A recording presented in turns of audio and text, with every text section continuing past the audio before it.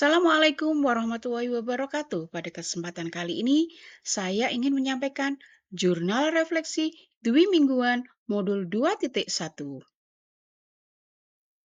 Saya menggunakan model 4F, yaitu fact atau peristiwa, kedua feeling atau perasaan, ketiga findings atau pembelajaran, dan keempat future atau penerapan. Yang pertama, fact atau peristiwa. Kegiatan pada modul 2.1 dimulai dari tanggal 6 Juni 2024. Pada modul 2 dimulai dari pengerjakan pretest untuk menguji pemahaman awal tentang modul ini. Pembelajaran menggunakan alur merdeka mulai dari diri sendiri, eksplorasi konsep, ruang kolaborasi, demonstrasi kontekstual, elaborasi pemahaman, koneksi antar materi, dan aksi nyata. Mulai dari diri merupakan awal untuk mempersiapkan diri dalam menerima pengetahuan baru pada modul 2.1. Kemudian dilanjutkan dengan eksplorasi konsep pemikiran kita dari modul yang sudah dipelajari. Diskusi dengan rekan CGP dalam ruang kolaborasi untuk menentukan kesamaan persepsi serta saling memberi masukan konstruktif dalam menyusun rencana pembelajaran berdiferensiasi. Secara mandiri menyusun RPP berdiferensiasi diunggah di LMS untuk mendapatkan umpan balik dari sesama CGB dan fasilitator. Mendapat penguatan dari narasumber dalam elaborasi pemahaman, membuat keterkaitan dengan materi sebelumnya yang sudah dipelajari dan diakhiri dengan aksi nyata praktik pembelajaran berdiferensiasi di kelas sesuai dengan RPP yang telah dibuat.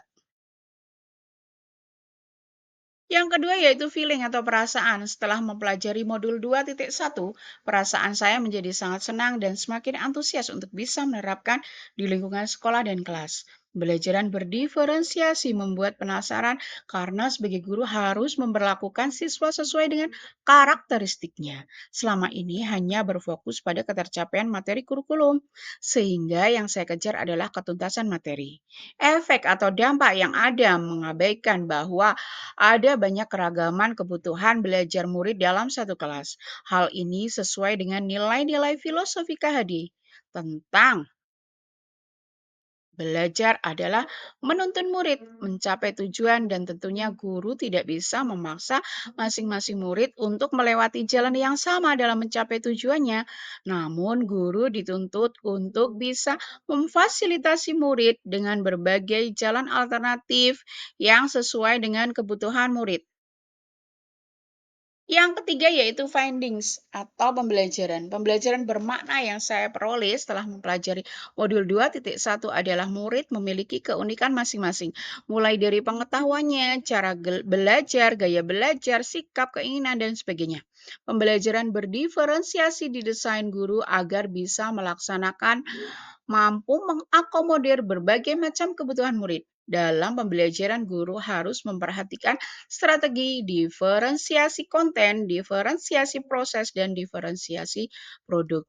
Dalam penilaian, guru menggunakan penilaian berjenjang. Harapannya setiap murid bisa memperoleh kesempatan yang sama dalam mengikuti pembelajaran, sehingga lingkungan yang aman dan nyaman pun akan didapatkan oleh murid. Berikutnya yaitu future atau penerapan. Setelah mempelajari modul 2.1 ini tentang pembelajaran berdiferensiasi, maka saya akan berusaha menerapkan di kelas agar pembelajaran berdiferensiasi dapat terselenggara secara efektif, maka perlu pemetaan kebutuhan belajar murid berdasarkan kesiapan minat dan profil belajar murid agar guru dapat menentukan perbedaan konten, proses, dan produk dalam kegiatan pembelajaran yang dapat dilakukan melalui asesmen diagnostik. Data pemetaan tersebut dapat diperoleh dari data murid semester sebelumnya melalui angket, pengamatan, atau wawancara dengan rekan sejawat serta wali murid.